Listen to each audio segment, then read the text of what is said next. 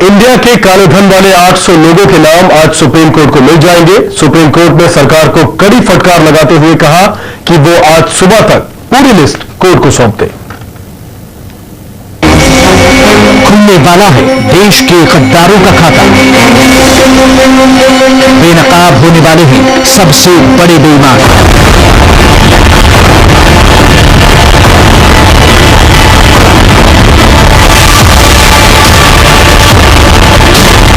Supreme court ने देश का धन विदेशी बैंकों में जमा कराने वाले धन कुबेरों की पूरी लिस्ट सरकार से मांग ली है और सरकार को इसके लिए सिर्फ 1 दिन का वक्त दिया है। यानी केंद्र सरकार अब टुकड़ों में नहीं बल्कि एक साथ सारे धन कुबेरों के नाम बताएगी। केंद्र सरकार ने दलील दी थी कि भाई डबल टैक्सेशन अवॉइडेंस एग्रीमेंट के तहत जो कि जर्मनी या दूसरे देशों से किए हैं उसमें ये नाम बताना प्रतिबंधित है और इस वजह से उन्होंने बोला कि ये हमको नाम बताने की का जो आदेश है इसको मॉडिफाई किया जाए या क्लैरिफाई किया जाए।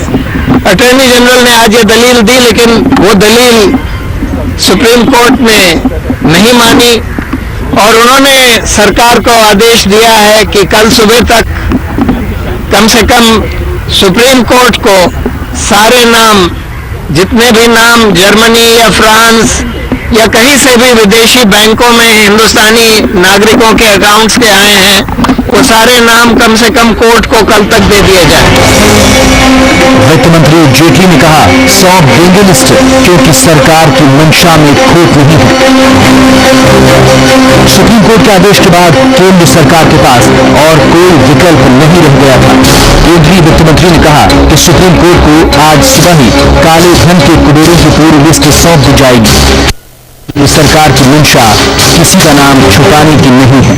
27 जून को इस वर्ष पूरी सूची जो सरकार के पास नामों की थी हमने एसआईटी को दे दी थी। एसआईटी कोर्ट ने बनाई है तो 27 जून को ही हम लोगों ने एसआईटी को दे दी थी। तो कोर्ट के आदेश के अनुसार कल सुबह वो लिस्ट कोर्ट को दे दी जाएगी। सरकार को इसमें रत्ती भी कोई इतराज नहीं है। जो भी एजेंसी जिस तरीके से न्यायपालिका चाहेगी कि इसकी जांच हो सरकार उसके लिए तैयार है। सरकार इसके लिए इसलिए तैयार है कि जितने भी नाम आए हैं उन सब की सच्चाई की गहराई तक पहुंचा जा सके ताकि उनके खिलाफ कार्रवाई हो जाए। सरकार का ये स्पष्ट रवैया है। काले धन के कुबेरों का खेल खत्म। सफेद पोशों की करतूत खुलने वाली है। देश की सबसे बड़ी अदालत पहली बार देखेगी कि देश को लूटने वाले वो कौन से सफेद पोश हैं जिनके नाम देश के सामने अब तक नहीं लाए जा रहे थे। सुप्रीम कोर्ट के सामने जैसे ही पूरी फहरिस्त आएगी सफेद पोश गद्दारों की करतूत का खुलासा हो जाएगा। काले धन के कुबेरों का खेल खत्म हो जाएगा।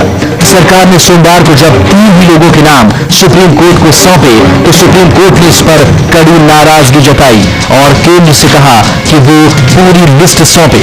सुप्रीम कोर्ट ने कहा है कि सारे के सारे नामों की सूची कल कोर्ट के अंदर दे दी जानी चाहिए।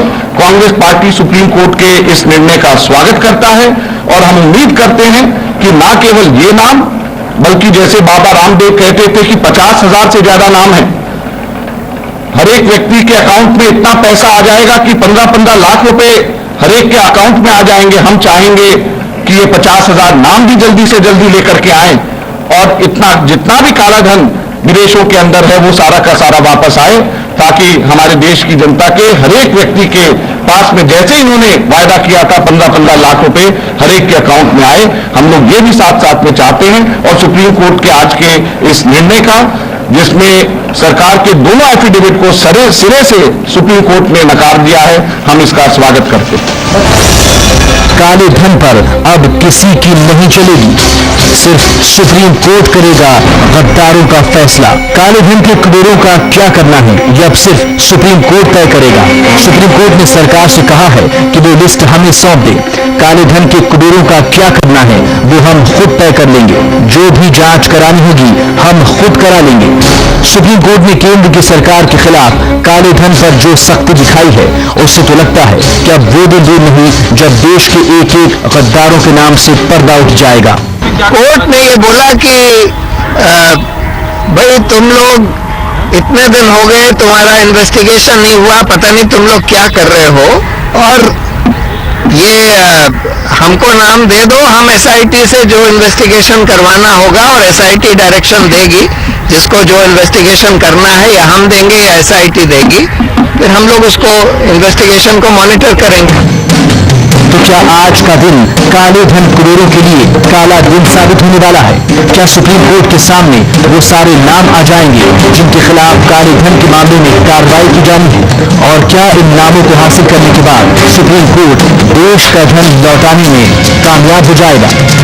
न्यूज एक्सप्रेस के लिए ब्यूरो रिपोर्ट।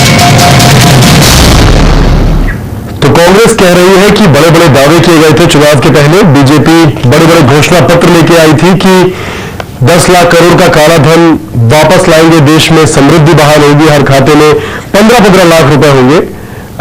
उसका क्या हुआ? हमारे साथ खास लीगल एक्सपर्ट हमारे प्रकाश जी जुड़े हुए हैं। विकास गुप्ता जी, बड़ी बात है, 3 साल पहले 2011 में एसआईटी के गठन को लेकर नोटिफिकेशन दिया सुप्रीम कोर्ट ने। 2014 जैसे ही बीजेपी सरकार में आई, एसआईटी का गठन हो गया, लेकिन एसआईटी ने जो तीन लोगों के नाम स्विस बैंक में अकाउंट होने के लिए उसने अभी बाहर किए हैं, वो जो 3 लोग हैं उन पर अभी तक क्या आरोप है, और अगर आरोप नहीं है, क्योंकि उनका खंडन भी आ चुका है कि हम बड़े पाक छवि वाले लोग हैं और हमारा कोई अनर्गल या खाता नहीं है विदेशों में। 3 साल में सिर्फ 3 लोग और उनके खिलाफ भी कोई पर्याप्त सबूत नहीं, कैसे जांच होगी?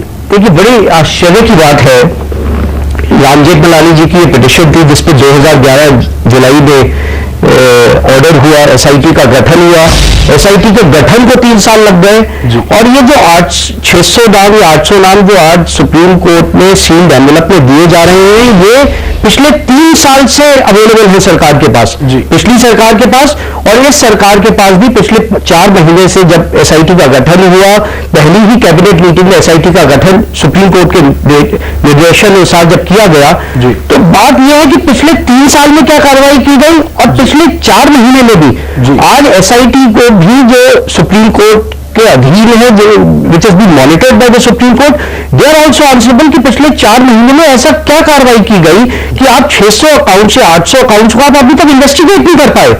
बहुत बड़ा सवाल उठ के आ रहा है। एक कोर्ट के सामने कोर्ट तो एजुडिकेट कर सकता है मैटर, लेकिन उस तह तक पहुंचने के लिए इन्वेस्टिगेशन तो इन्वेस्टिगेटिंग टीम को ही करनी पड़ेगी। और सबसे बड़ी बात है कि पिछले 3.5 साल में जब ये 800 नाम इतनी बड़ी इन्वेस्टिगेटिंग एजेंसीज के सामने हैं और कुछ नहीं किया गया है, तो पिछली सरकार पे भी और अब की इन्वेस्टिगेटिंग एजेंसी पे भी बहुत बड़ा प्रश्न चिन्ह लग रहा है। और आज जिस तरह से उठ करके आ रहा है कि सुप्रीम कोर्ट में ये नाम 800 नाम आ जाएंगे, तो कोई बहुत बड़ी सेंसेशनलाइज चीज नहीं है। 27 जून को भी ये लिस्ट दे दी गई थी, आज कोर्ट के पास ये सब एक लिस्ट ही जा रही है, लेकिन इस लिस्ट का कंक्लूसिव कहां पे पहुंचेगा या नहीं पहुंचेगा, ये बहुत बड़ा सवाल है। अभी गोकुल जी बहुत ही अहम सवाल किया विकास जी ने, लिस्ट कहां जा रही है, और सबसे बड़ी चीज एसआईटी जो है जब तक उसको नाम पता नहीं होंगे तब तक इन्वेस्टिगेशन कैसे जारी रखेगी। और सबसे बड़ी बात है 800 लोग जो नाम है, जिनके नाम है शायद उनको पता है कि उनके नाम है, तो उन्होंने अब तक डैमेज कंट्रोल शुरू कर दिया होगा, चीजें छुपानी या बैंक से ट्रांजैक्शन जो ब्लैक मनी है उसका शुरू कर दिया होगा। ऐसे मान लीजिए अगर महीना 2 महीना 6 महीने आगे चला मामला तो फिर शायद कुछ ना मिले।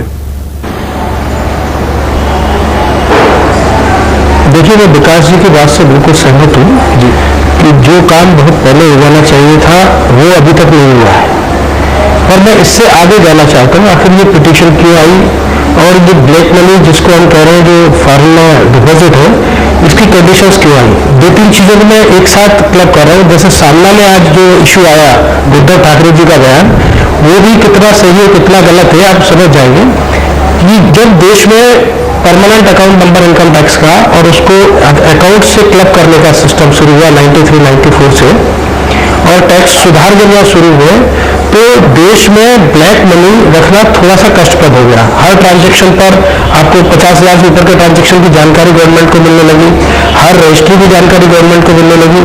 तो इसके बाद देश में ब्लैक मनी का बल्क अमाउंट रखना कष्टप्रद हो गया, और उसको फिर विदेश में जमा कराना शुरू किया।